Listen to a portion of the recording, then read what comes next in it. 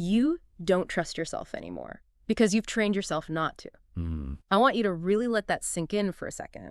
Think about the last time you promised yourself you'd start that massive project, or, have that really uncomfortable conversation, Right. or even just finally put an end to a destructive habit. You felt that surge of motivation, Right. you set the alarm. You made the plan. Exactly, you made the plan, and then at the very last second, when the actual friction of reality hits, you flinched. Yeah. You backed out.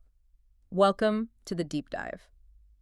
Today, we are not looking at, generic productivity hacks or time management platitudes. No, definitely not. We are going straight into the neurological damage that flinch does to your actual identity.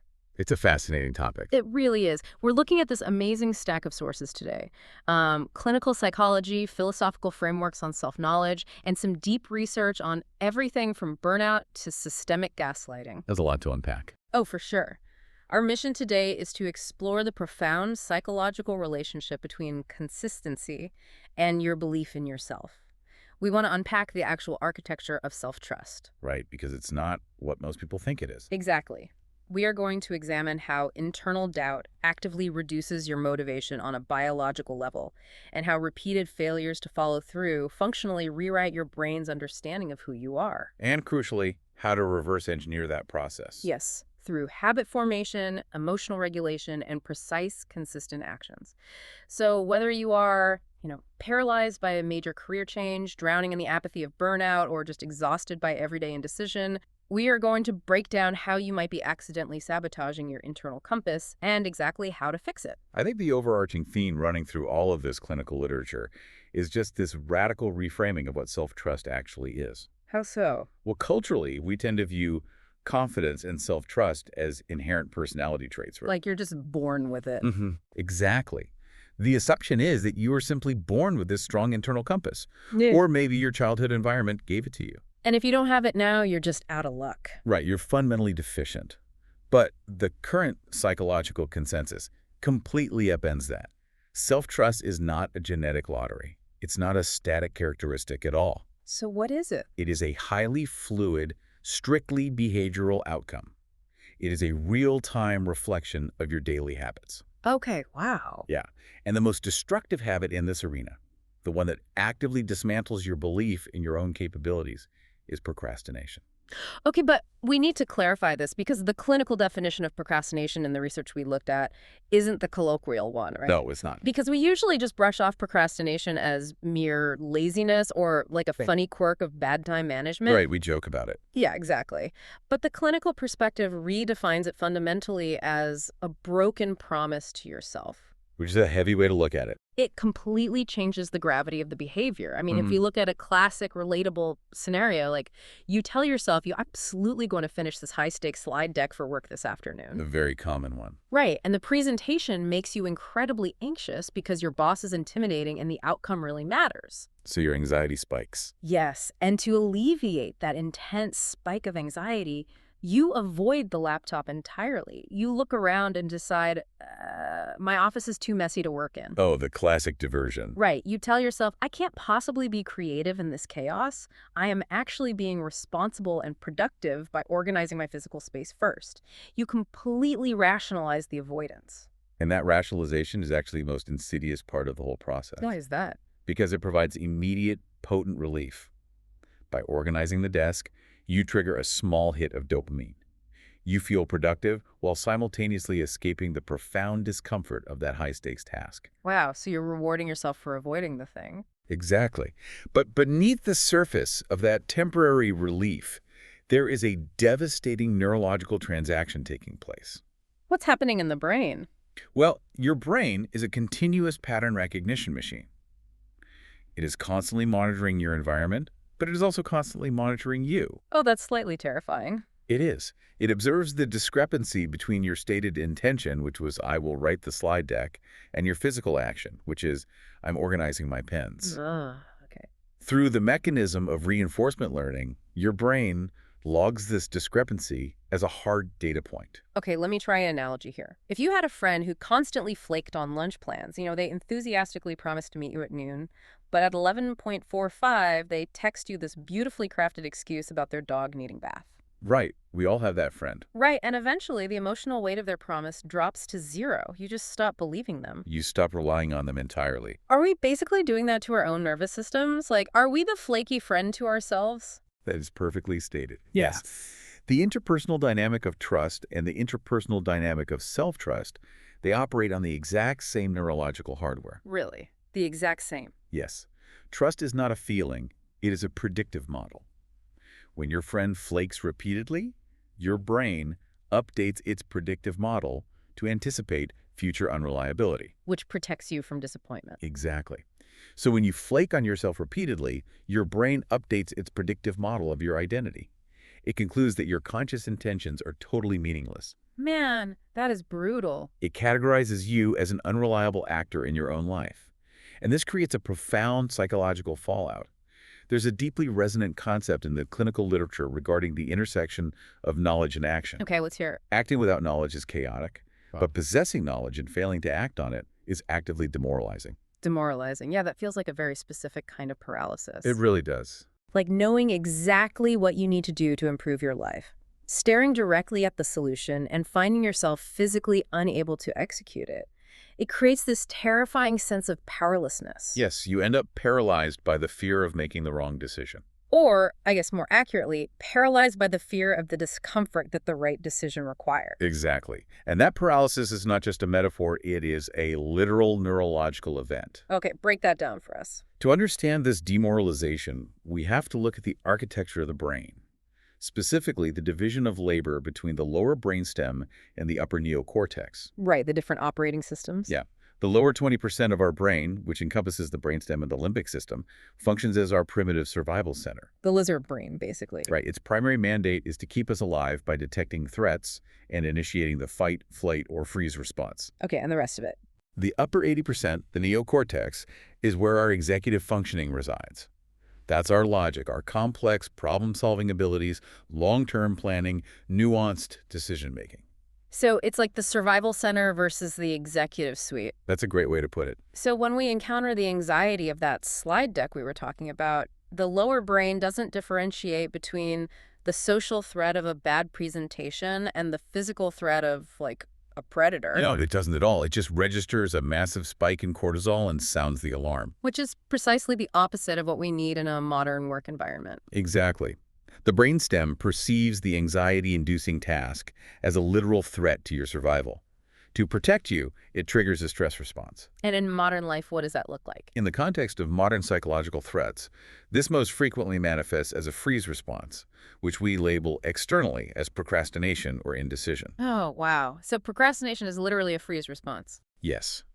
But the critical mechanical failure here is that when the lower 20% takes control of the nervous system, it drastically reduces blood flow and electrical activity to the neocortex. Wait, really? It shuts it down? Functionally, yes. The brain basically locks you out of the executive suite. Which means, by avoiding the anxiety of the task, we are biologically shutting down the exact part of the brain required to actually complete the task. It's a terrible design flaw. We are trying to solve a complex professional problem using the neurological hardware designed to hide from a tiger. Exactly. You are just marooned in the survival brain. That explains so much. You feel demoralized because your conscious mind knows you are failing to act.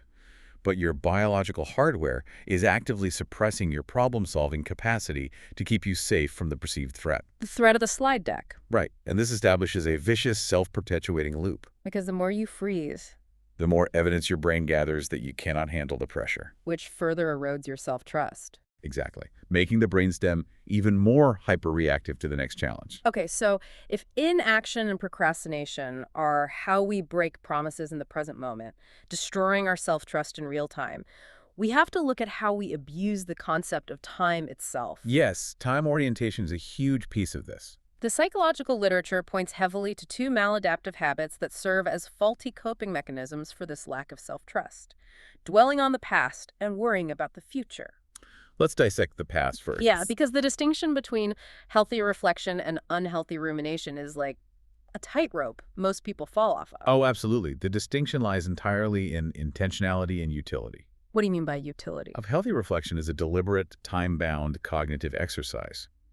You approach a past failure with a specific agenda, which is extracting actionable data. Like doing a post-mortem on a project. Right. You analyze the mistake, identify the variables you can control next time, formulate a new strategy, and then, and this is crucial, you close the file and return your attention to the present.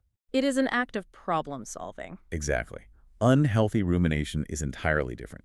It is compulsive, intrusive, and fundamentally unproductive. It's just spinning your wheels. It operates like a psychological addiction, where the mind loops endlessly over the emotional pain of a past mistake without ever seeking a solution. It's playing the greatest hits of your failures on repeat. That's exactly what it feels like. And the damage there isn't just a bad mood, right? I mean, if self-trust is built on evidence and you force your brain to constantly watch a highlight reel of your worst decisions, your most embarrassing moments, your painful rejections. You are heavily skewing the data set. You are artificially convincing your pattern recognition machine that you are fundamentally incompetent. Yes, you're training your brain to view you as a liability. A liability to yourself. That's wild. If the only data you feed your internal model is evidence of failure, the predictive model has no choice but to project future failure. Because it's just doing the math.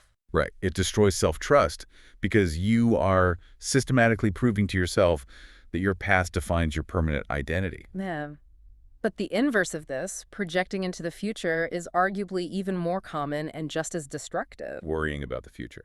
Yeah, and again, the clinical literature separates chronic worry from effective planning. Right, they're not the same thing. Planning is like healthy reflection, right? Yeah. It is a targeted, productive process of risk assessment and mitigation. Yes. But worry is just a chaotic, unhelpful simulation of negative outcomes, which introduces a major paradox for me. What's the paradox? If worry makes us miserable, spikes our cortisol, ruins our sleep, and actively degrades our confidence, why is the human brain so deeply addicted to it? Why do we crave the act of worrying? It's a great question. The addiction to worry is rooted in the most vulnerable aspect of the human condition, which is our profound lack of control. Reality is inherently unpredictable and, frankly, often indifferent to our desires. It is full of complex variables, sudden tragedies, and inevitable disappointments that we have absolutely zero power to influence. Which is terrifying. Exactly. Confronting the raw reality of our own helplessness is a terrifying, almost intolerable experience for the conscious mind. So the ego deploys a defense mechanism. And that defense mechanism is worry. It manufactures the illusion of control. By agonizing over every possible disaster, we trick our nervous systems into feeling like we are actively managing the threat. Oh, wow. So worry mimics the cognitive sensation of problem solving, but completely devoid of any actual substance or resolution. Yes. When you lie awake at 3 a.m., simulating an argument you might have with your boss tomorrow, your brain feels like it is doing vital preparatory work. It feels engaged. It feels like you are holding the steering wheel, even if the car is completely unattached to the road. You trade the terrifying reality of helplessness for the miserable illusion of control. But the cost of that trade is astronomical, isn't it? It's massive. By forcing your brain to vividly hallucinate disastrous future scenarios over and over, you are keeping your nervous system trapped in a state of chronic, low-grade fight or flight. Yes. You are constantly bathing your brain in stress hormones for threats that do not currently exist. And by doing so, you deprive yourself of the opportunity to develop true emotional resilience. How does that work? Resilience is built by facing an unexpected challenge, enduring the spike of negative emotion, and realizing that you survived it. Right. When you rely on the illusion of control through worry, you never actually learn to tolerate uncertainty. Because you're trying to pre-solve everything. Exactly. You never build the deep-seated self-trust that firmly believes, I cannot predict what will happen tomorrow, but whatever it is, I have the capacity to handle it. You remain perpetually fragile. Yes, desperately trying to micromanage a future that refuses to be tamed, which only reinforces your internal belief that you are incapable of navigating reality as it actually is. So our attempts to manage reality are actually distorting it? We are breaking promises in the present, prosecuting ourselves for the past, and hallucinating disasters in the future. It's a trifecta of sabotage. Which leads directly into the next part of our deep dive, the internal saboteurs. The clinical models point to specific cognitive distortions that actually masquerade as helpful traits. This is where it gets really counterintuitive. Let's start with perfectionism, because the paradigm shift here is staggering. The traditional view is that perfectionism is like a pursuit of excellence taken too far. A flaw that's actually a humble brag. Right, like in a job interview. My biggest weakness is I'm a perfectionist. But the clinical reality is that perfectionism isn't about doing things perfectly at all. It's entirely about feeling perfect. And that distinction separates the behavior from the motivation. Tell me more about that. Most clinical perfectionists are highly intelligent individuals who understand, logically and rationally, that absolute perfection is an impossible metric. Right, they know it's a trap. They know the pursuit is irrational. Yet they are violently compelled to maintain those impossible standards anyway. Oh, why? Because the driver isn't a love of flawless work.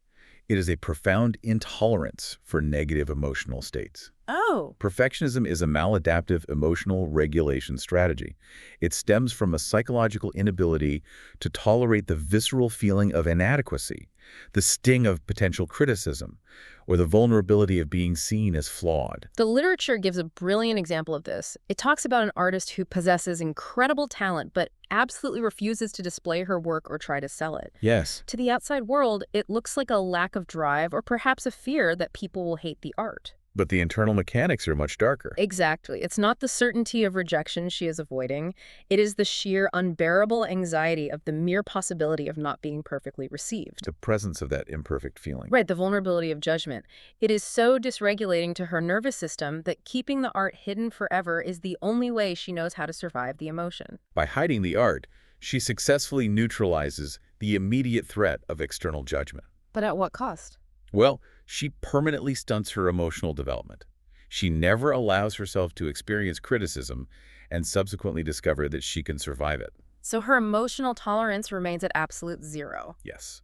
And this low tolerance is heavily enforced by an internal mechanism that the internal family systems, or IFS model, calls the inner critic. Okay, the IFS framework is mind-bending. It really challenges how we view ourselves. It asks us to completely change our relationship with the voice in our head that calls us an idiot, tells us we are worthless, and constantly predicts our failure. Because the standard advice is to fight that voice, right? Exactly, to silence it or overpower it with positive affirmations. But IFS suggests that the inner critic is actually a highly dedicated, albeit wildly misguided, protective subpersonality. Right. And I struggled with this initially. I mean, how is the internal monologue calling me a failure acting as my protector? It feels like hiring a bodyguard who just punches you in the face every morning to save you from getting bitten by a mosquito. That bodyguard analogy captures the sheer absurdity of the mechanism perfectly. Right. It does make sense. Well, to comprehend the IFS perspective, we have to look past the toxic behavior of the inner critic and examine its core motivation. Where does it come from? These protective parts of our psyche are almost always formed in early childhood. They're developmentally frozen in the past. Okay. As children, they observed that social rejection, shame, or punishment from parents, teachers, or peers was emotionally agonizing. Which for a kid makes total sense. Exactly. For a child, social rejection registers in the nervous system as a literal threat to survival because a child cannot survive without the tribe. So the inner critic essentially adopts the strategy of a preemptive strike. Yes. It observes the rules of the tribe and decides to become the enforcer. It uses harsh, brutal, shaming language internally to force you to behave perfectly, to hide any perceived flaws, or to avoid taking any social or professional risks. It deliberately inflicts internal shame to save you from the vastly more terrifying prospect of external shame. Wow. It is a self-sacrificing copycat. It mirrors the harshness of the external world to keep you safely hidden. It wants you to remain secure and accepted. Yes, but it uses psychological warfare to achieve that goal. Because, from its frozen childhood perspective, that is the only effective tool it has ever seen work. And the tragedy is that when we accept this harsh internal narrative as objective truth, we begin to engage in a process of severe self-gaslighting. Which is a profound escalation of the problem. We understand gaslighting in toxic relationships, where an abuser manipulates you into doubting your own memory or perception of reality. Right. But internalizing that manipulation and doing it to yourself dismantles the very foundation of self-trust. It really does. The literature describes it as impulsively skipping a crucial step in emotional processing.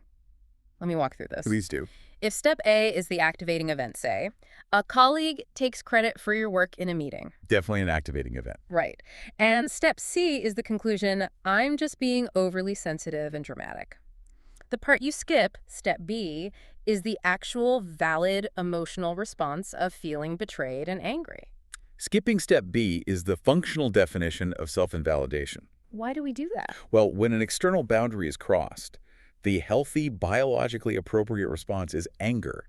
Anger is the emotion designed to protect your boundaries. Makes sense. But if your inner critic is terrified of conflict, or if you have a history of being punished for expressing anger, you will impulsively override the biological signal. You just shut it down. You will actively convince yourself that your perception of the event is flawed, that your feelings are an overreaction, and that the fault lies entirely within your own defective psychology. You rewrite the reality of the offense to make yourself the problem, which diffuses the need for external conflict, but completely destroys your internal compass. Completely. I mean, if you constantly tell your brain that its perception of reality is broken, that its alarms are false, and that its emotions are invalid, you are functionally blinding yourself. You are. How could you ever trust yourself to make a decision about a career, a relationship, or a boundary if you firmly believe your sensory equipment is fundamentally defective? You cannot. Yeah. You render yourself entirely dependent on others to define reality for you. Which sounds so dangerous. It is. But this brings us to a highly nuanced and easily misunderstood contradiction within the psychological models we are examining. Okay, what's the contradiction? Well, we have just established that invalidating your own emotions, self-gaslighting, is catastrophic for self-trust. Right. We must acknowledge and validate our internal state. However, the clinical framework then introduces a seemingly oppositional rule: do not trust your emotions. Okay, yes, this is the fiction point right here. Because modern therapeutic culture has relentlessly drilled into us the mantra that our feelings are valid, that we must honor our truth, and that we should always trust our gut. Right. Trust your feelings. The cultural narrative places emotions on a pedestal of infallible wisdom. So telling an audience that trusting their emotions is actually destroying their self-trust sounds like a direct contradiction. It does. It requires a very precise differentiation between listening to an emotion and blindly trusting it as an authoritative directive. Okay, walk us through that. Your emotions are valid in the sense that they are real physiological events occurring in your body. They provide crucial data about how your nervous system is interpreting the environment. There are real signals. Yes. However, emotions are just one single stream of data among many. They are inherently reactive, often based on past traumas, and heavily influenced by temporary physical states like fatigue or hunger. Like being hangry. Exactly. They are absolutely not objective arbiters of truth, nor are they superior to logical reasoning, empirical evidence, or core values. So if we look at practical examples, the danger becomes obvious. Give me one. Imagine you are having dinner with your partner and they make a sarcastic, biting comment about something you care about. Ouch. Your immediate emotional response is a massive spike of anger. The anger is valid, a boundary was crossed. But should you trust that anger? Right. Should you allow it to take the steering wheel and dictate your actions, which would likely mean lashing out with an equally vicious comment and escalating the conflict into a screaming match? If your core value is maintaining a healthy, loving relationship, then blindly trusting the anger will lead to a destructive outcome. Right. The emotion is real, but its proposed solution is maladaptive. Or consider a professional scenario. You are offered a significant promotion that aligns perfectly with your long-term career goals. Okay, good news. But the immediate emotional response is overwhelming anxiety because the new role involves public speaking and much higher stakes. Sure. The anxiety screams at you to decline the offer, retreat to your comfort zone, and stay safe. Should you trust the anxiety? Absolutely not. You validate the presence of the anxiety. You say, I feel terrified because this is new and challenging. But you do not let it make the career decision. Exactly. You override the emotional impulse with your executive functioning. Because when we constantly allow difficult emotions to dictate our behavior, we fall into a pattern of emotional outsourcing. Yes, specifically through relentless reassurance seeking. Let's talk about reassurance seeking. It feels so innocent, but it's really not. It's a subtle but devastating mechanism of giving away your power. Because difficult emotions like anxiety, doubt, or sadness are highly uncomfortable, the natural impulse is to seek an immediate escape. Right. Instead of sitting with the discomfort and processing it internally, we outsource the labor. Like every time you feel a spike of professional anxiety, you immediately call your mentor to talk you down. Or every time you feel a pang of relationship insecurity, you demand your partner explicitly list the reasons they love you. And while that external validation feels incredibly soothing in the moment, the long-term neurological conditioning is disastrous, isn't it? It is. You are actively teaching your brain that you are incapable of regulating your own nervous system. You are sending a repeated, undeniable message to your subconscious. I am too fragile to handle this emotional weight alone. I require an external lifeline to survive. And if you constantly signal to your brain that you are weak and dependent, your brain will correctly conclude that you cannot be trusted to navigate adversity independently. Which brings us to a profound philosophical framework in the stack today regarding how we actually acquire knowledge about our own minds. The philosophical aspect of this is really illuminating. It really is. It explores the mechanisms of self-knowledge, specifically contrasting the traditional concept of introspection with a more robust model called extrospection. Now, introspection is the cultural default, right? It is the assumption that to know what we believe or feel, we must turn our gaze inward, utilizing some kind of mysterious inner sense to scan our internal landscape, like an internal thermometer. But the philosophical argument suggests this internal scanning is often deeply flawed, heavily biased, and easily distorted by the very emotions we are trying to measure. Exactly. Extrospection offers a radically different mechanism. It argues that the most reliable way to know your own mind is not by looking inward, but by looking outward at the world and evaluating it. The classic philosophical illustration of extrospection involves determining your belief about the weather. I love this example. If someone asks you, "Do you believe it is going to rain?" You do not close your eyes.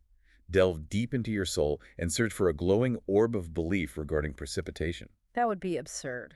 It would. Instead, you look out the window. You look at the dark clouds. You feel the drop in barometric pressure. You observe the wind. You evaluate the external evidence. Right. By declaring, "The clouds are dark, therefore it will rain," you have simultaneously and instantly discovered your own internal belief. Your belief is transparent to your evaluation of reality. Exactly. And the philosophy terms the value of this outward evaluation epistemic control. Epistemic control. It is the fundamental authority and agency you hold over your own cognitive processes. You are the one evaluating the evidence, therefore you are the author of the belief. Yes. To connect this back to the psychology of emotional outsourcing, when you constantly seek reassurance, you are completely surrendering your epistemic control. Exactly. To use an analogy, maintaining epistemic control is like driving a car using your own innate sense of direction and observation of the road signs. Okay. Seeking constant reassurance is like blindly following a GPS system without ever looking at the road. Eventually, your innate navigational skills atrophy. Wow. When you demand your partner tell you that you are a good person, you are asking them to look out the window and tell you if it's raining, rather than looking at the clouds yourself. You lose the ability to author your own beliefs. Which fundamentally erodes the core architecture of self-trust. You become a passenger in your own psyche. Man, that is powerful. Okay, so we have spent a significant amount of time exploring the internal mechanisms of sabotage, how our habits of procrastination, rumination, perfectionism, and emotional outsourcing systematically dismantle our self-trust from the inside out. That's a lot of internal work. It is. But the literature makes a sharp, necessary pivot here. A lack of self-trust is not always a self-inflicted wound born of poor psychological habits. Oh, it's not. Sometimes the environment itself is actively, intentionally designed to destroy your internal compass. Yes. We have to examine the external erosions, imposter syndrome, the profound loss of self in burnout, and the dark architecture of systemic gaslighting. The evolution of the research surrounding imposter syndrome is a perfect starting point for understanding this external erosion. Because the definition is changing, right? Drastically. The classic definition of imposter syndrome describes an internal, individualized cognitive distortion. Where you feel like a professional or intellectual fraud. Exactly. Entirely convinced you are deceiving everyone around you, despite possessing an overwhelming mountain of objective evidence proving your competence. And it has historically been treated as an individual pathology, like a failure of personal confidence that requires individual therapy to fix. But the newer sociological and psychological literature is shifting the focus entirely, introducing the concept of imposterization. Imposterization, this is a massive paradigm shift. It is. It moves the blame from the individual's mind to the institution's design. So, wait, explain how that works. Imposterization argues that in many cases, your brain isn't broken or distorting reality at all. Instead, the workplace culture, The systemic biases, the microaggressions, and the implicit policies of the institution are actively designed to make specific individuals constantly question their intelligence. Very often minorities, women in male-dominated fields, or neurodivergent employees. Right. It forces them to question their competence and their fundamental right to belong in that space. It is a systemic application of doubt. Yes. If you are constantly interrupted in meetings, passed over for promotions, despite exceeding metrics, or subtly excluded from informal networking channels, your nervous system is receiving highly accurate data that you are not valued. And when you internalize that environmental hostility as a personal deficiency, you experience the symptoms of imposter syndrome. But the root cause is an environment actively executing a campaign of imposterization against you. Wow. And we see a parallel mechanism of environmental hostility in the data regarding youth and social media. Absolutely. The research highlights how the digital environment is fundamentally incompatible with the development of internal self-trust. We are looking at an entire generation subjected to an unrelenting illusion of perfection, where algorithms specifically weaponize social comparison. The data showing that 16% of high school students experience active, targeted cyberbullying is terrifying. It really is. The environment demands external validation while simultaneously providing an endless stream of metrics proving you are falling short. And when you are trapped in an environment that relentlessly invalidates your reality, whether that is a toxic corporate culture, a hostile digital landscape, or an abusive interpersonal relationship, the psychological toll eventually manifests as burnout. Burnout, but the clinical definition of burnout we looked at is vastly deeper than the common understanding of mere physical exhaustion or overwork. Much deeper.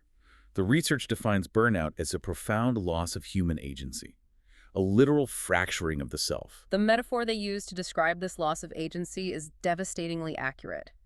They explain that human agency is built on the most basic neurological understanding of cause and effect. Right, that our actions have an impact on our environment. Exactly. A toddler learns agency by pushing a wooden block and watching it slide across the floor. Action creates change.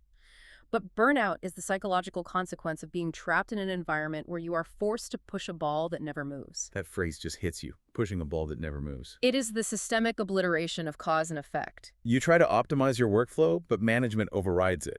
You attempt to establish clear boundaries, but they are consistently ignored. You advocate for necessary resources, and you are met with endless bureaucratic silence.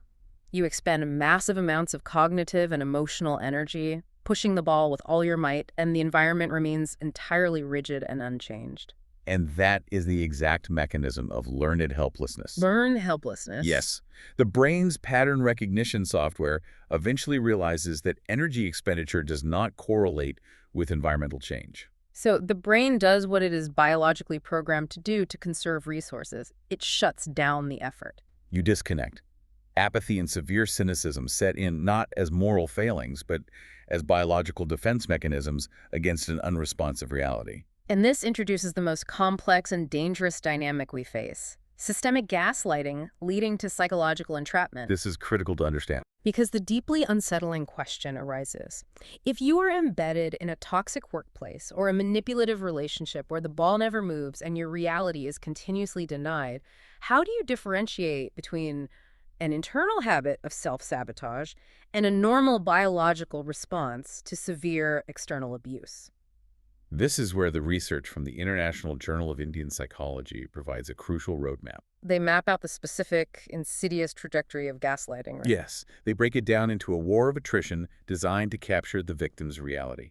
They identify 3 distinct phases of gaslighting, beginning with disbelief. Disbelief. So what happens there? In this initial phase, the abuser presents a wildly alternate version of reality. Things like, "I never said that," or "you agreed to take on this project." Right. And initially, the victim's internal compass is intact. They trust their memory. They experience the cognitive dissonance, but they push back, which leads to intense arguments as they attempt to correct the gaslighter's narrative. But the defining characteristic of the gaslighter is an absolute, unyielding refusal to accept the victim's reality. They double down. They maintain their false narrative with terrifying conviction. Exactly. And the sheer exhaustion of constantly fighting for basic objective facts pushes the victim into the second phase, which is defense. Defense. The cognitive load of constantly holding 2 conflicting realities, your actual memory versus the abuser's aggressive narrative, drains the prefrontal cortex. So decision fatigue sets in. Yes, and the gaslighter capitalizes on this fatigue, using the victim's minor, inevitable mistakes as definitive proof of their incompetence or instability. The abuser weaponizes the exhaustion they caused. See? You forgot to send that email. Your memory is clearly failing, just like I told you. And the victim begins to internalize the doubt. They spend immense amounts of energy trying to perfectly defend their actions, which only reinforces the premise that their reality is up for debate in the first place. They become paralyzed by the anxiety of making any choice, terrified that it will be used as ammunition against them. Which ultimately breaks the psychological resistance, plunging the victim into the third phase, depression. Depression. This is the point of total epistemic surrender, isn't it? It is. The victim abandons their own internal compass entirely. They concede that their sensory equipment is broken, that their memories are false, and that their judgment is flawed. They adopt the gaslighter's narrative as the objective truth, becoming entirely dependent on the abuser to interpret the world for them. They are trapped. The research maps this directly onto the 4 phases of entrapment: binding, enduring, disengaging, and recovering. The binding phase is the trap being set, and it rarely looks like abuse initially. Right. It looks like intense love bombing or a charismatic boss offering unparalleled mentorship. The victim forms a deep emotional or professional attachment, which motivates them to rationalize the early subtle red flags of manipulation. By the time they reach the enduring phase, the abuse is systemic, and the victim is fundamentally trapped. And here's where we find the diagnostic key to differentiating between internal sabotage and external abuse: the specific nature of the self-blame the victim engages in. This is so important. Psychology differentiates between behavioral self-blame and characterological self-blame. Yes. Let's pull those apart, because recognizing which one you're utilizing could be the key to realizing you are in a toxic environment. Behavioral self-blame is focused on effort and action. I failed that exam because I didn't study the right chapters. While painful, it is psychologically adaptive. It implies that you retain agency. The locus of control is internal. If you simply change your behavior and study differently next time, you can alter the outcome. But characterological self-blame. That is a catastrophic internal collapse.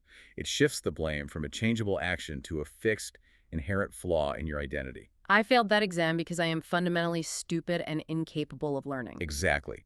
Chronic, systemic gaslighting forces victims into characterological self-blame. The abuser continuously signals that the victim's core identity is defective. And when the victim internalizes this, they experience internal entrapment. They feel hopelessly trapped by their own permanently broken mind, which perfectly mirrors their external entrapment in the abusive environment. There is no escape because the flaw is perceived as immutable. So if you are listening to this right now and you realize your internal monologue is entirely dominated by characterological self-blame, if you believe you are fundamentally unlovable, permanently broken, or inherently toxic, rather than simply a person making mistakes, that is a glaring indicator that you are not just struggling with bad habits. You may be in the enduring phase of an externally entrapping environment.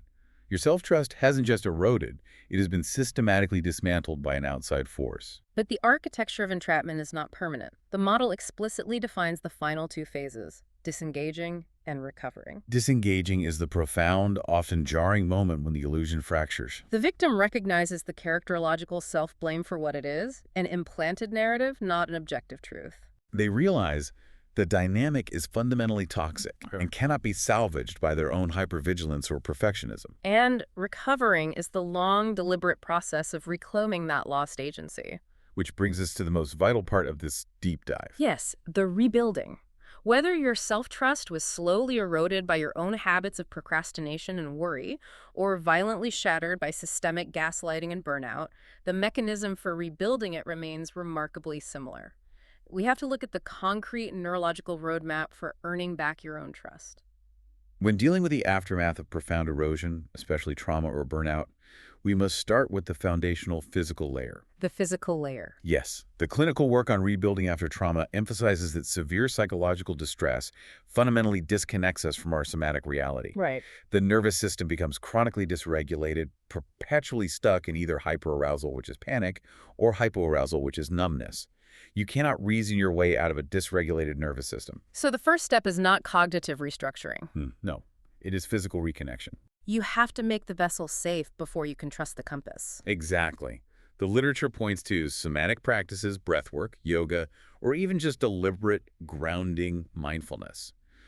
The goal is to slowly reestablish the mind-body link, proving to your nervous system that it is safe to inhabit your physical form in the present moment. And once that baseline of physical safety is established, you can move to the cognitive work, like rewriting your narrative, shifting the lens from a story of victimhood and brokenness to a factual account of endurance and resilience. Acknowledging what happened without letting it dictate your permanent identity. And this somatic foundation prepares you for the rigorous behavioral interventions. Yes, because if the destruction of self-trust is caused by the habit of avoiding discomfort, the only way to rebuild it is to reverse the behavior. We must aggressively build our emotional tolerance. The directive from the research is brutal, but incredibly effective. You must practice feeling bad and doing the thing anyway. That's the core of it.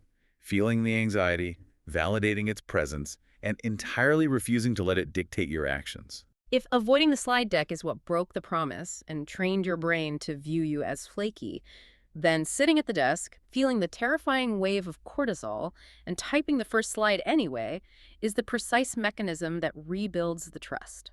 You are providing your brain with undeniable real-time data that a negative emotion is not a death sentence. It is just a temporary physiological sensation, and your executive functioning is strong enough to operate alongside it. Emotional tolerance is the master skill.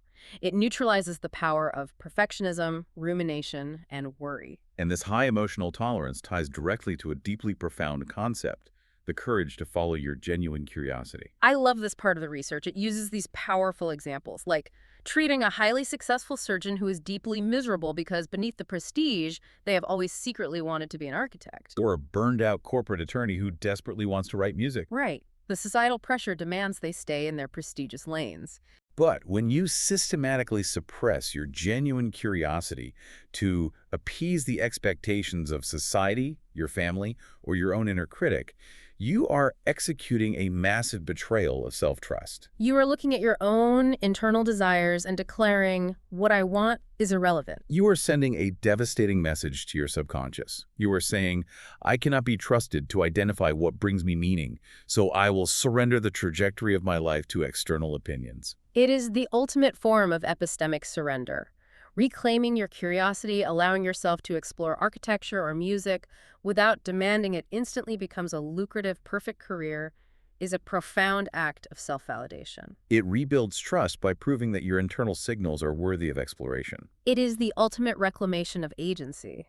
But this inevitably leads us to the terrifying precipice of action. The framework insists that we must gather knowledge, trust our judgment, and take action. Action is the only way out of demoralization. Right. Either you succeed, which builds confidence, or you fail and learn what didn't work, which builds trust in your ability to adapt. The knowledge-action loop. Conceptually flawless, but practically, it is where most people freeze. Exactly. This is the hardest part to actually execute. I mean, sitting here discussing it is easy. But when a listener is at rock bottom, when their self-trust is utterly bankrupt, the fear of making the wrong choice isn't just a mild hesitation, it is a paralyzing physical force. It is. How does someone take that very first step into the unknown when the stakes feel astronomically high and they fundamentally do not trust the pilot, which is themselves? It is a terrifying paradox. Yeah. You need action to build trust, but you need trust to take action. The solution is to fundamentally lower the stakes of the action. Okay. We must accept the harsh reality that we will never possess perfect knowledge. We will never know the absolute best path until we begin walking it. The objective is not to execute a flawless plan. The objective is simply to break the cycle of demoralization. And the neurological mechanism for achieving this is the micro-commitment. The micro-commitment. Yeah. We have to break this down because the micro-commitment is the exact antidote to the brainstem's freeze response.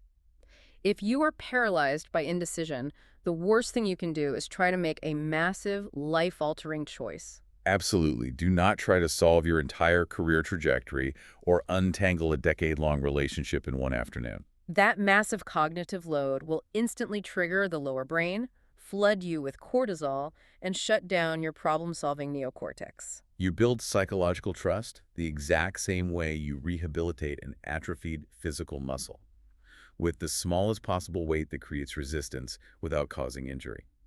A microcommitment is an intention so small, so seemingly insignificant that the brainstem does not register it as a threat. Right. You do not commit to writing the entire presentation. You commit to simply opening the laptop and typing the title slide. You do not commit to a grueling new fitness regimen. You commit to drinking 1 glass of water before looking at your phone in the morning. The scale of the action is irrelevant. Mm. The only thing that matters is the absolute fidelity of the execution. You make the tiny promise, and then you follow through flawlessly. Because the brain's pattern recognition software does not weigh the grandiosity of the promise. It only measures the consistency of the follow-through. By executing the micro-commitment, you force the brain to log a positive data point. Stated intention matches physical action. You slowly coax blood flow and electrical activity back into the neocortex. You manually reactivate your executive functioning. Day by day, micro-commitment by micro-commitment, you rebuild the evidentiary foundation of your own reliability. You literally rewire your identity through tiny actions. But as you begin to take these actions, the inner critic we discussed earlier is going to panic. Oh, it will definitely push back. It will scream at you that these tiny steps are pathetic, that you are moving too slowly, or that you are inevitably going to fail. And this is where the internal family systems approach gives us a radical tool. You don't fight the critic. Right. Yeah. You don't try to punch the bodyguard. Fighting the inner critic only validates its premise that there is a war occurring internally. It keeps the nervous system dysregulated. Instead, you approach this harsh, screaming part of your psyche with profound curiosity, patience, and compassion. You visualize it. Yeah. You acknowledge it. You recognize that it is essentially a terrified, frozen child desperately deploying the only defense mechanism it knows to protect you from the pain of failure. You mentally step into the role of the grounded adult. You address the inner critic directly and say, I see you. I understand you are terrified of me looking foolish or being rejected. I appreciate how hard you're working to keep me safe. But I am the adult now. I have new tools. I can handle this discomfort. You can take a break. It sounds almost esoteric, but neurobiologically, you are shifting your internal state from threat response to safety. By treating your own mind with compassion rather than hostility, you calm the alarm bells in the amygdala. You create a secure internal environment where taking those micro-commitments and occasionally failing at them feels safe enough to endure. You replace self-flagellation with self-leadership. It is a complete paradigm shift. It really is. Let's pull all these threads together and look at the massive landscape we've traversed today. We've covered a lot of ground. We began by dismantling the myth that self-trust is a genetic gift, revealing it instead as a fragile behavioral habit. We examined the neurological mechanics of procrastination, seeing how breaking small promises to ourselves locks us in the primitive brainstem and demoralizes our psyche. We explored how our minds desperately construct the illusion of control, using unhealthy rumination to prosecute the past, and chronic worry to micromanage the future, all of which keeps our nervous systems trapped in a state of perpetual stress. We unmasked the internal saboteurs, reframing perfectionism not as a drive for excellence, but as a phobia of feeling inadequate.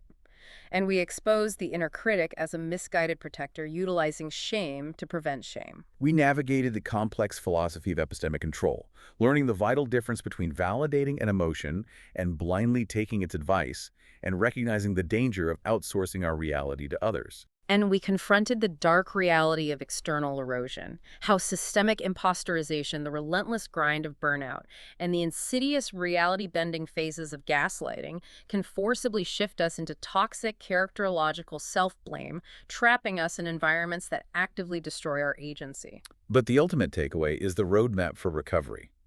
Whether your internal compass was broken by your own avoidance or smashed by external forces, the physics of rebuilding remain the same. It requires reestablishing the somatic connection to your body, cultivating the emotional tolerance to act alongside anxiety, reclaiming your suppressed curiosity, and ultimately relying on the quiet, relentless power of micro-commitments to prove to your brain that you are, once again, a reliable actor in your own life. Agency can always be recovered. You are the architect of your internal evidence. I want to look right at you, the listener. The lack of self-trust you feel right now is not a permanent flaw in your character. It is simply the logical result of the data your brain has been collecting. It is a learned habit. And because it was learned, it can absolutely fundamentally be unlearned and rebuilt through deliberate consistency, emotional courage, and a radical level of self-compassion. It is entirely within your control. It is simply a journey of 1,000 micro-commitments. We started this deep dive with a heavy truth. You don't trust yourself anymore because you've trained yourself not to. You have been breaking promises to yourself. But now you possess the mechanics to reverse the training. So I want to leave you with one final, deeply personal question to interrogate your own mind.